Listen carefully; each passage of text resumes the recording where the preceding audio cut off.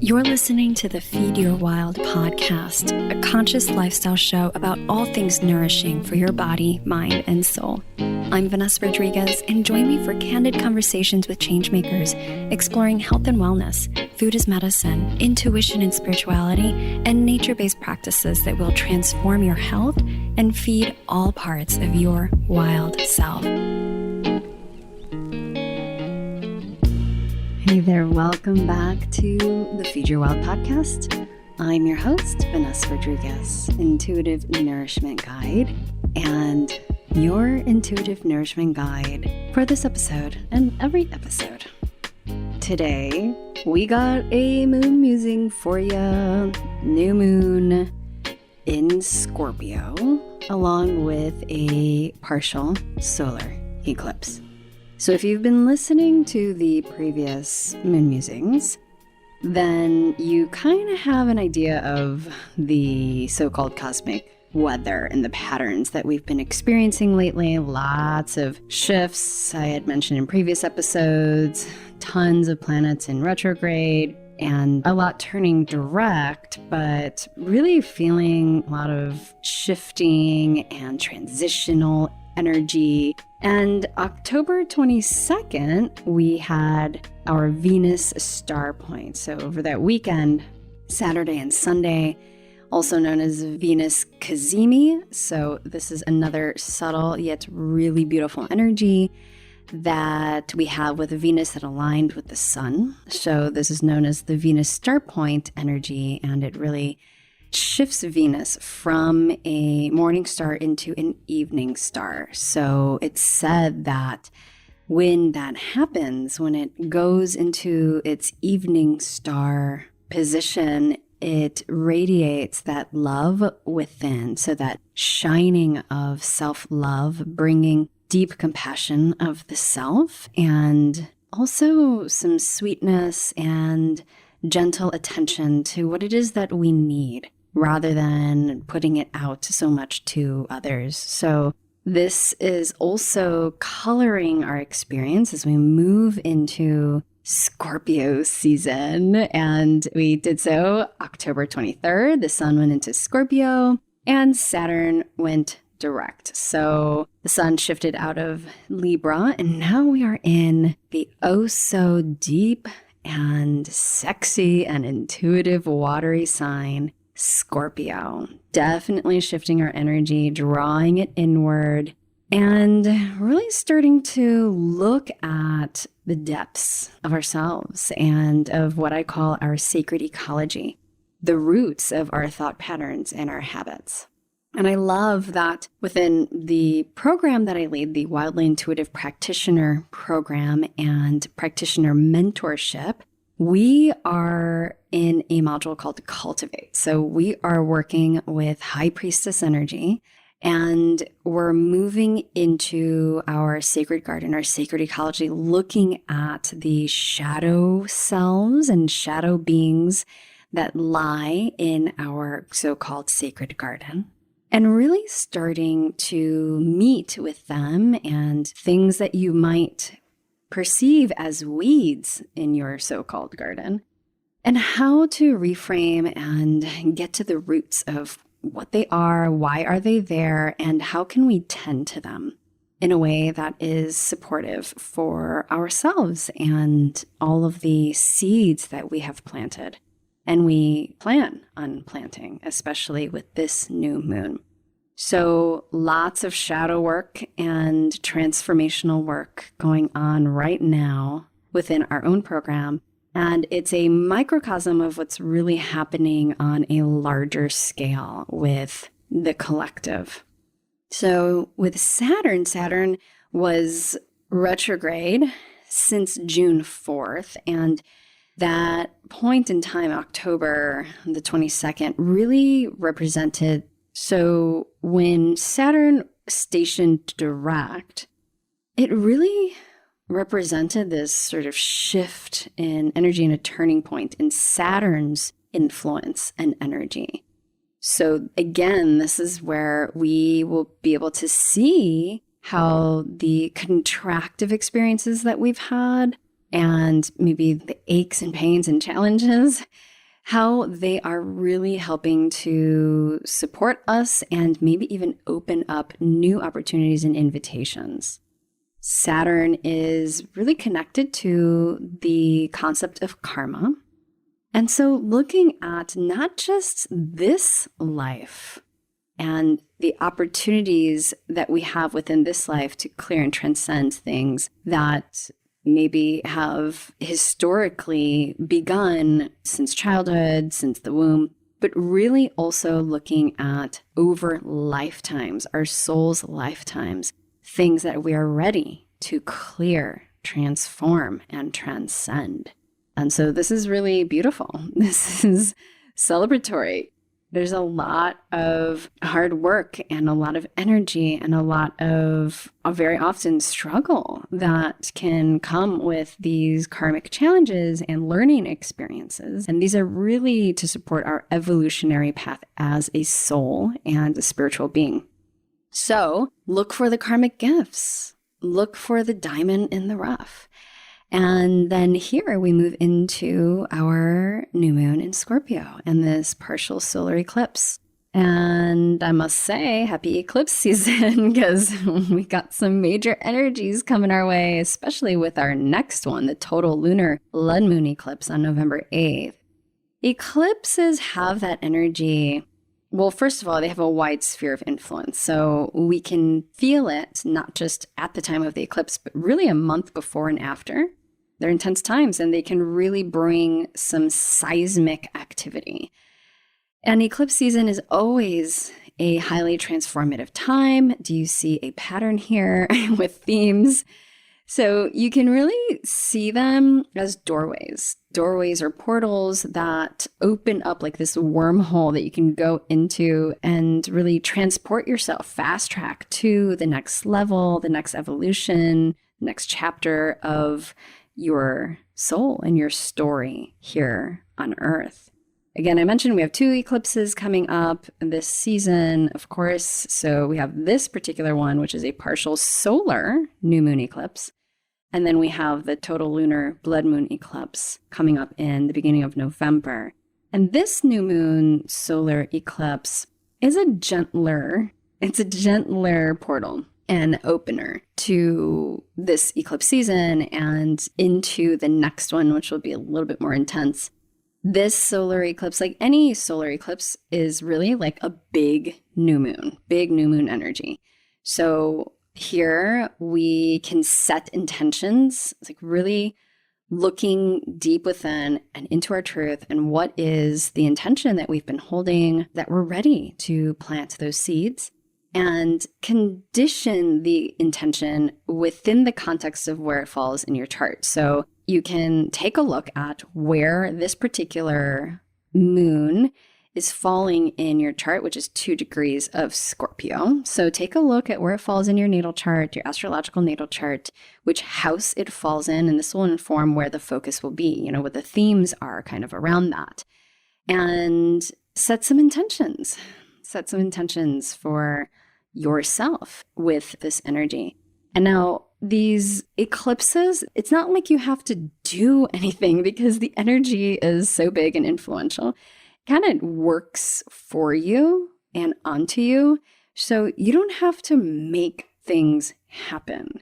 It really is about planting those seeds and then allowing them the space and the time and the patience to sprout and germinate and grow without you having to go into the dirt and dig and see if they actually sprouted. So this is really bringing that kind of patience and honoring of the divine timing within this, and sort of this more, you could say, like on the spectrum of masculine yang type of energy that is very outward moving and like fire. Here we have this more yin energy and feminine energy of the receiving and the water, okay? So really moving with what is and what comes up. The eclipse can also indicate some permanent changes here. So things that were already in shift and now it's like the gear has switched and there might be some permanent changes in that particular area.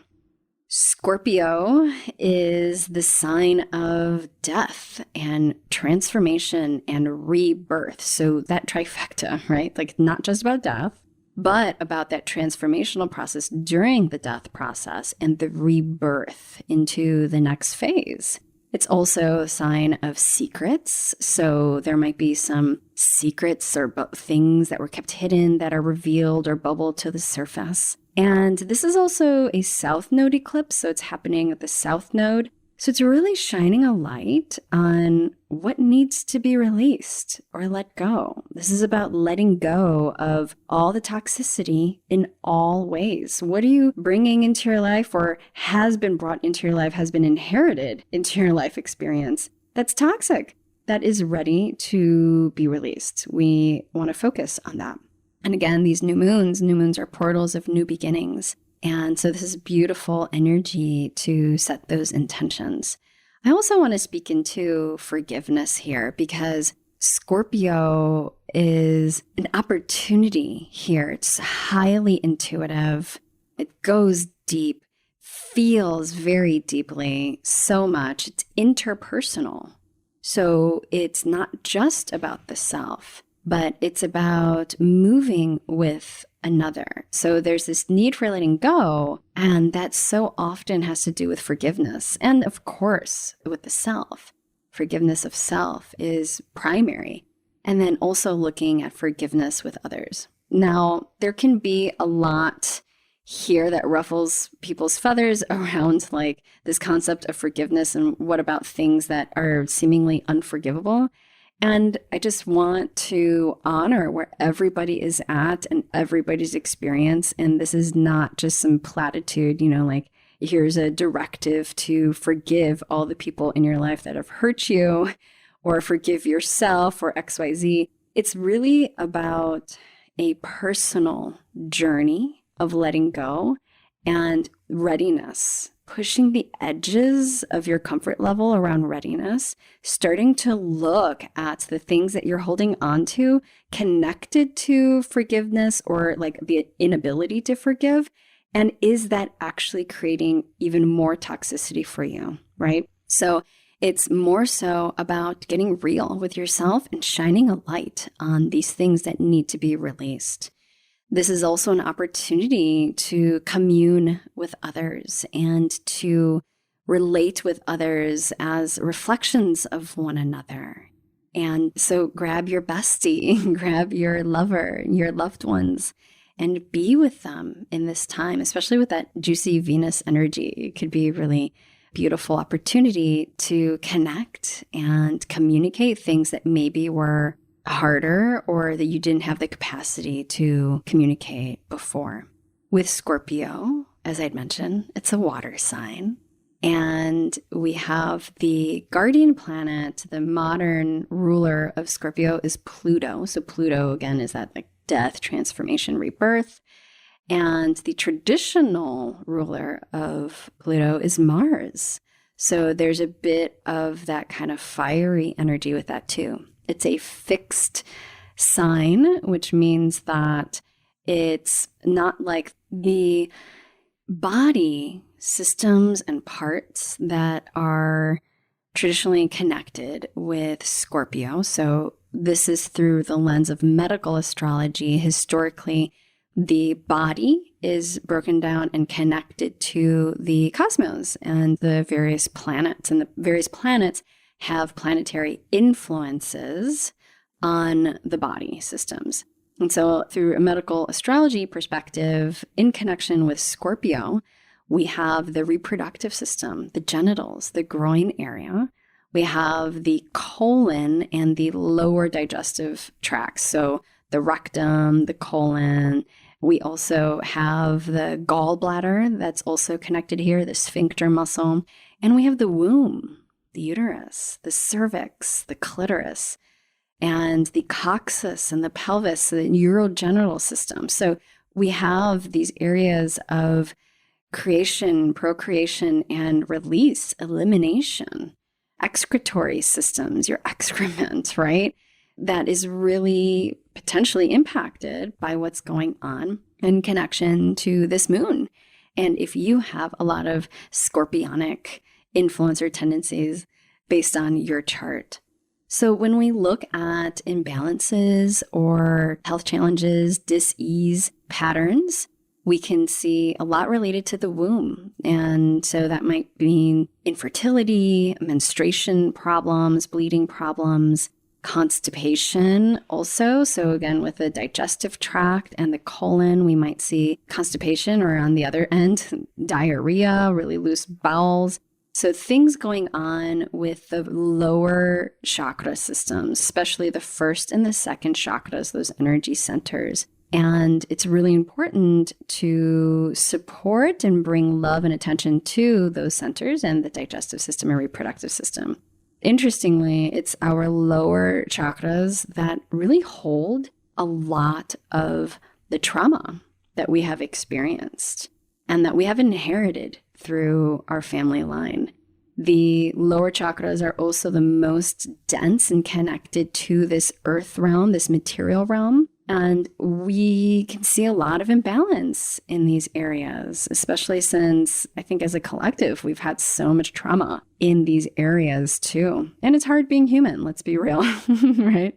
So it's important to look for different ways that we can root down and connect more for grounding, like grounding purposes with food, with various practices, and with your intention, and really supporting these lower chakras and bringing some love in that way.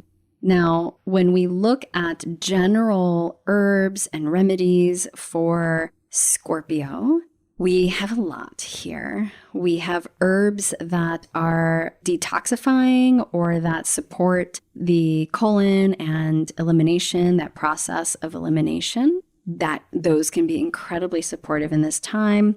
Those that are not just detoxifying, but maybe warming also. And we'll look at some tissue states and imbalances here, common to Scorpio or a weakened imbalance Scorpio, so that we have a better understanding of how to bring in specific herbs for these, right? We also can look at detoxification. So regular detoxification activities we might think of, like with food as an example, but also like physical detoxification and emotional detoxification. There's so many levels of catharsis that we can tap into that would be supportive for this moon and this Scorpio season in general. It's really about creating these cathartic spaces of healing and releasing the toxicity that we've been holding on to. And we have these beautiful portals. Of course, we can do that anytime, but we have these opportunities that are really supportive for these practices, and we can take advantage of them. So some of the herbs, I'm going to name some here that come to mind that would be supportive and would be considered sort of like Scorpio related herbs would be wormwood. So wormwood, aloe, blue cohosh, black cohosh, also rosemary is really beautiful here. And Oregon grape is another one that comes to mind for me, as well as passion flower. Now, I just listed a bunch of herbs, right? And I always say that it's so critical to match the herbal remedy and plant ally with your unique body and ecology, because context matters and constitution matters. So let's take constipation for an example, which is actually something that I struggled with for years and years, like as a kid, in my teens, and in my early 20s. And I thought it was a normal bowel movement pattern to go every 2 or 3 days.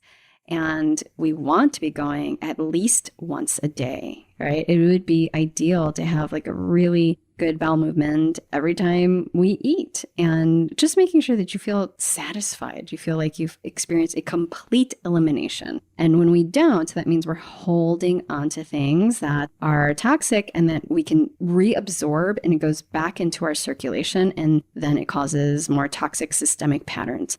So let's look at constipation, which is an issue that can potentially be exacerbated with a Scorpio moon. This is a scorpionic issue.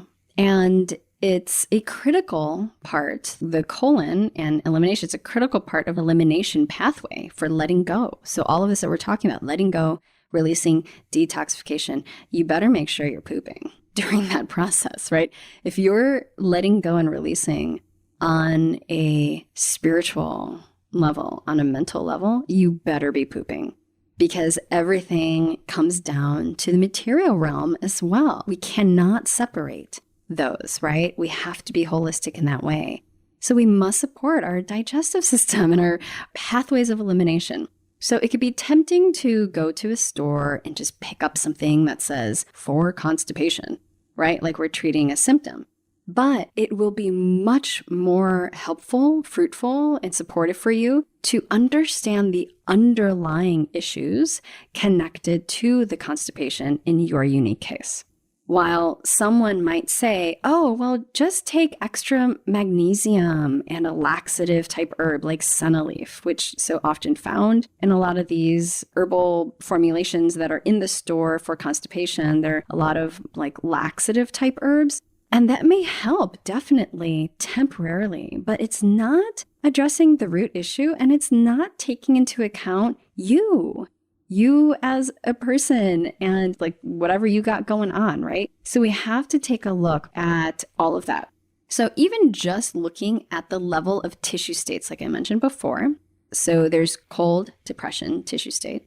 We could see constipation from this particular tissue state. So tissue state is really thinking of like the colon, right? The rectum, and just the tissues of your intestinal system, your lower intestinal system. So constipation can happen from a depressed large intestine function and smooth muscle contractions responsible for peristalsis. So when we make a poop, it's because the muscles, the smooth muscles of our digestive tract and our colon are moving. And that movement, that rhythmic movement of contraction and wave-like movement is called peristalsis. And that's the way things literally move down the track. And when you have a tissue state that's cold and depressed, that's not functioning properly, right? And so that can cause a lot of issues. Well, first of all, things literally aren't moving, okay? And then that can cause a proliferation of bacteria within that tissue state. And that can lead to lots of different things. Dysbiosis, so overgrowth of bacteria or an imbalance in bacteria. It can cause ulceration of various parts of the digestive system. When we're dealing with this particular tissue state, the cold depression state, we want to bring in herbs and foods that are warming, right? Like we want to bring warmth to that coldness, bring life and movement. So aromatic, pungent remedies, also called carminative remedies, these movers can be really supportive. And under this umbrella, we can put ginger. Ginger's there, and wormwood, like I had mentioned. So wormwood is a scorpionic herb, you could say. Wormwood is also an anti-helminth or worm. So helminth is basically a parasitic worm. It's anti-parasitic and anti-helminth, anti-worm type of herb, hence its name wormwood. And it also falls under this umbrella of warming and aromatic and pungent and carminative, and can be really supportive for that cold, depressive tissue state if the constipation is connected to that. Also things like thyme, oregano, some of our wonderful aromatic cooking spices that we're very familiar with. Cayenne, garlic, fennel is another one. So really yummy, really aromatic and warming type of herbs can be supportive here. Now, we can also see constipation with a tissue state called damp stagnation. So this is cold, but with an excess of dampness. So you can kind of think of it as like a swamp, like swampiness, damp, kind of gross, I know. But this causes stagnation. So the flow isn't happening here. There's a build up. And through the lens of Ayurveda, you would say that this can happen very often with the kapha constitution. So kapha here. And we see the kapha also happening and accumulating with the lungs. So the colon and the lungs are very much connected. We see this in other traditions as well. If you're experiencing a lot of dampness or stagnation in the lungs, you're probably experiencing it at the colon level. And you would probably benefit from a good elimination, right? A good bowel elimination. We see this so often with a lot of other symptoms too. They can be connected to the GI. Now, we also see what's called ama in Ayurveda, which is basically accumulation of buildup of toxicity, which is a mucus accumulation in the mucosal membrane. So that includes the GI tract, the lungs, and potentially the urinary tract. And there's a lot of therapies that we can bring in that are supportive of that. We see the root issue behind the damp stagnation, the Ayurvedic lens, is so often low Agni. So this is the core fire of the body. This is metabolism. This is the fire of your digestive system, your stomach, and in the small intestine.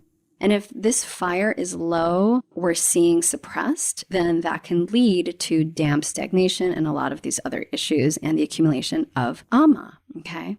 So we can see constipation with this stagnation pattern.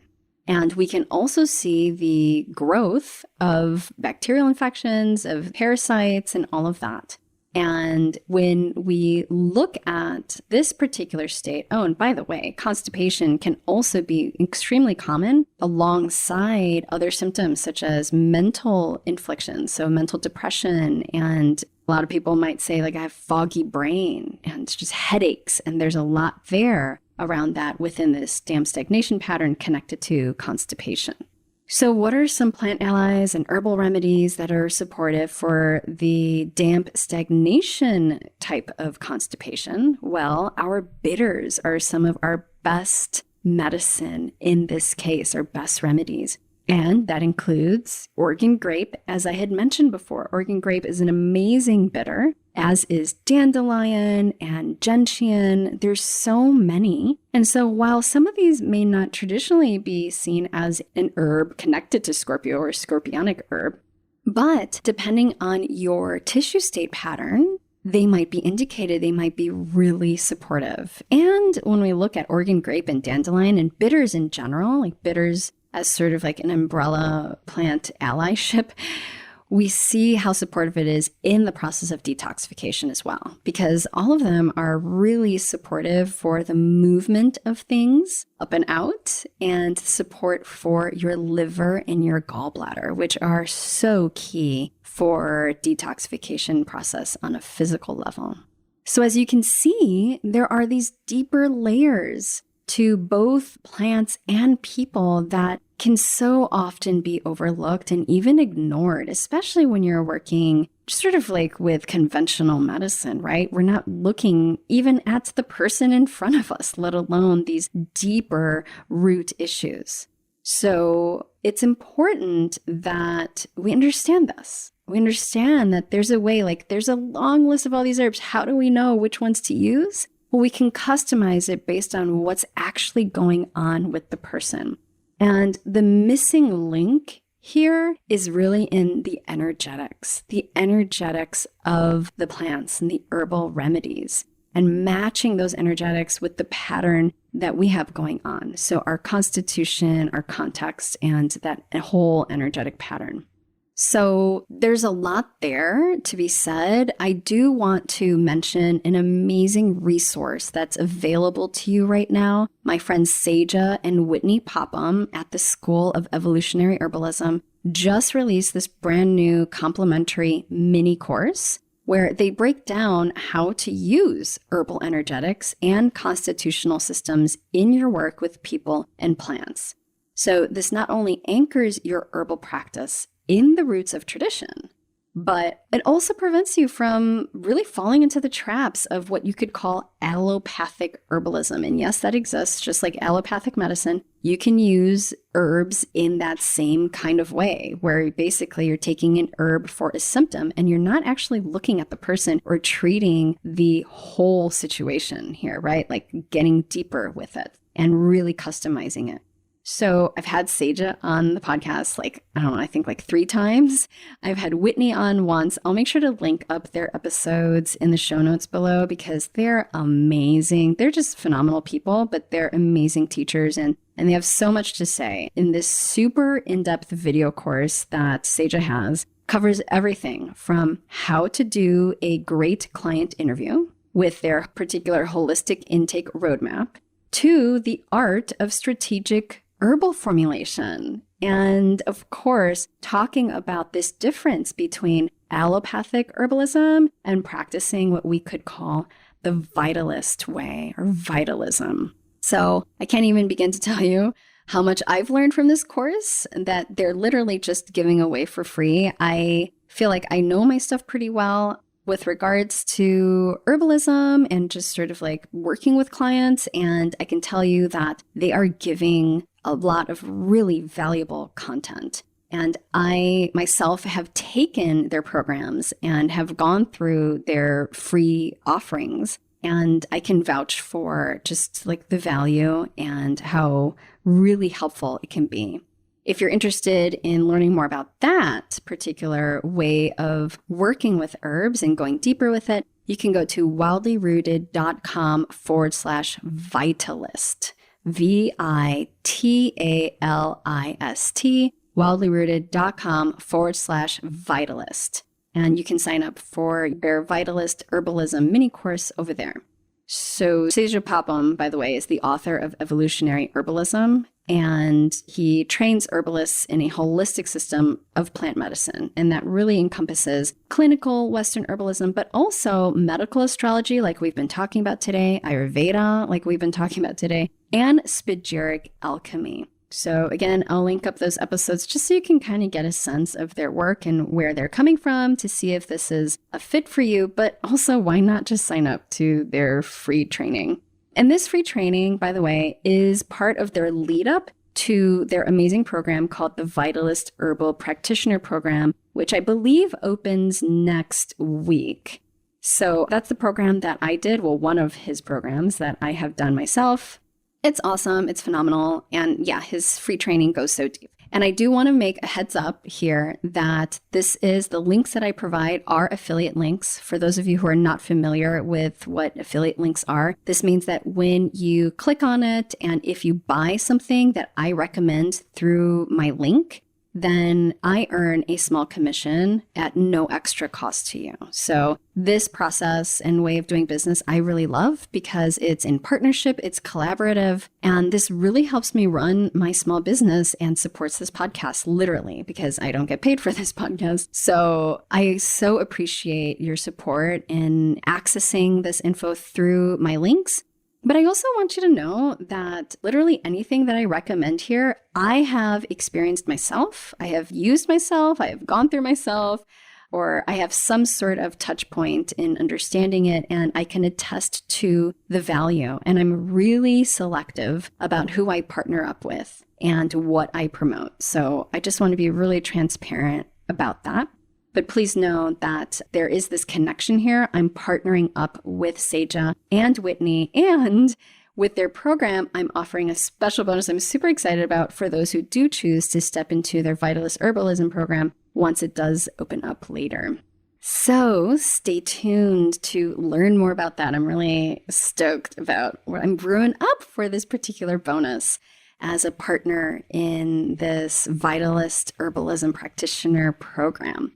Okay, so that was a lot on the herbs and tissue states. Let's get back to the cosmos here. Again, I'd mentioned we have Venus, the planet of love and beauty and the heart, really supportive for us in this time. It's very active under this solar eclipse. So you can really open up to that and feel into those harmonious vibes in the cosmic sky. It's a heart expansive energy. And I think this can be really supportive when we're starting to go deeper into these, you could say, scorpionic invitations, especially when it comes to navigating our relationships, especially with ourselves, right? Especially with ourselves.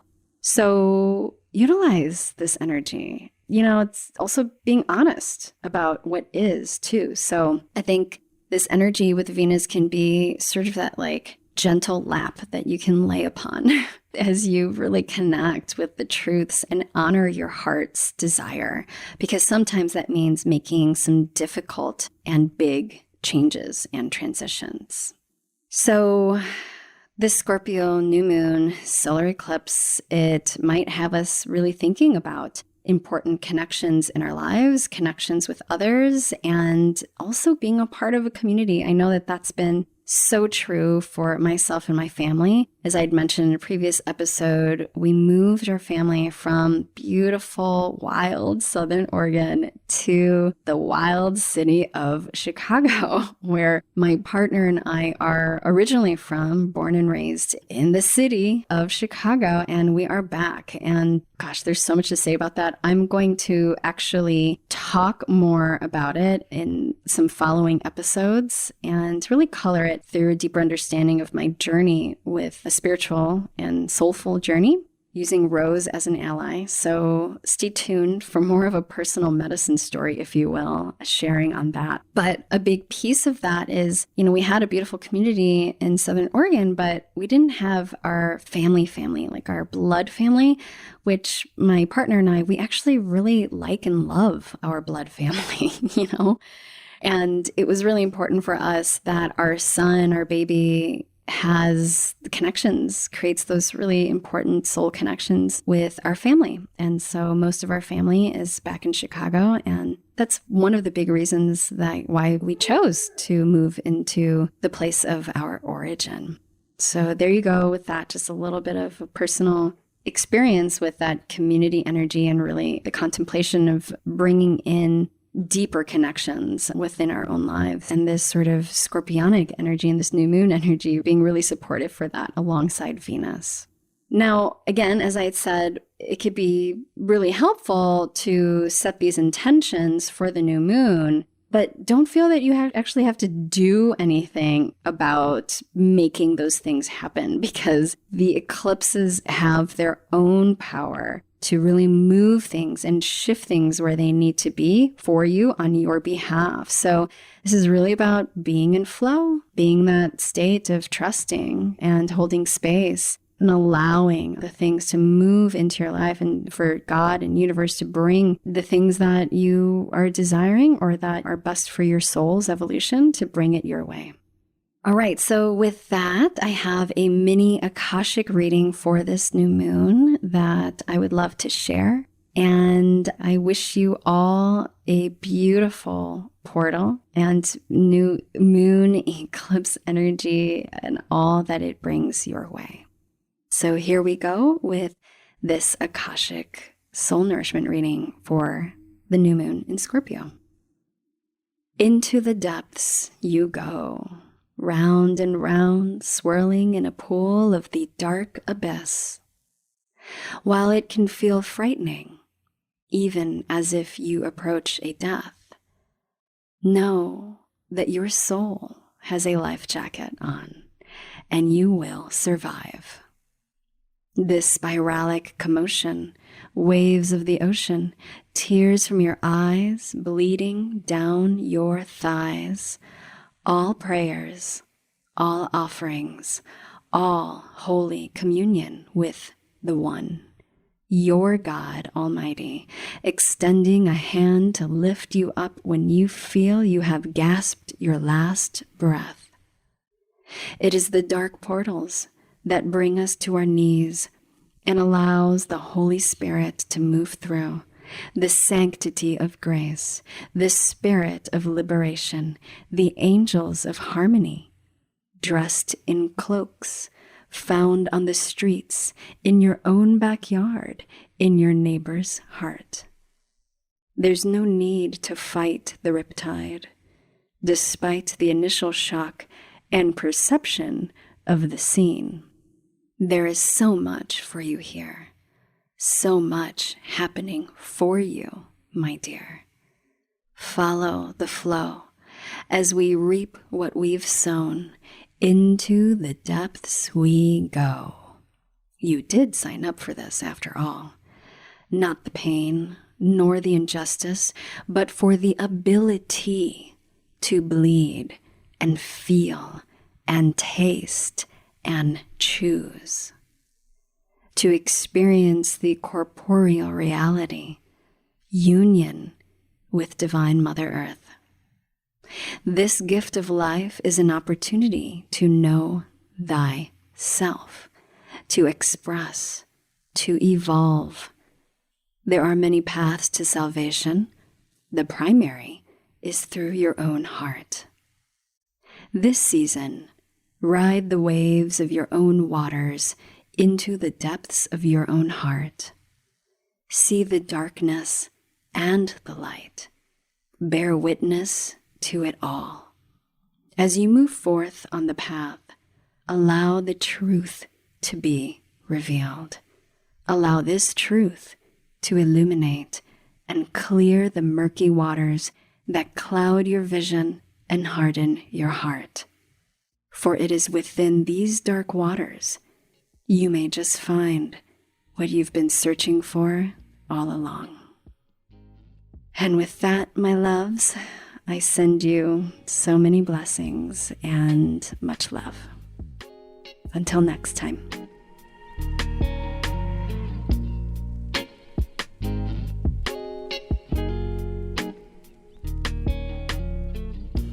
Hey there, I made something for you. One of the biggest challenges that I hear from people is that they are feeling stuck when it comes to their health. You're a smart, capable, and creative change maker, right? And you know what you should be doing for your health. So what gives? Well, it's not about willpower. And I wanted to create something that would help you to unlearn the things that are keeping you stuck so that you can get out of your own way and master the mindset of health. That's why I created Wildly Unstuck, where you'll learn the top 5 things that I have found to sabotage your health goals and what to do about them. You'll learn what it really takes to become committed and unstoppable when it comes to your health goals and find the clarity you've been looking for so you know exactly what to do to get back into alignment. And I made it totally free. So if this is something that you want to dive into and create a vision and soul goals for your health and your life and bring your gifts to the world, because we know that we need it, then I invite you to join us in Wildly Unstuck. You can find that at wildlyrooted.com/unstuck. I'll see you on the other side.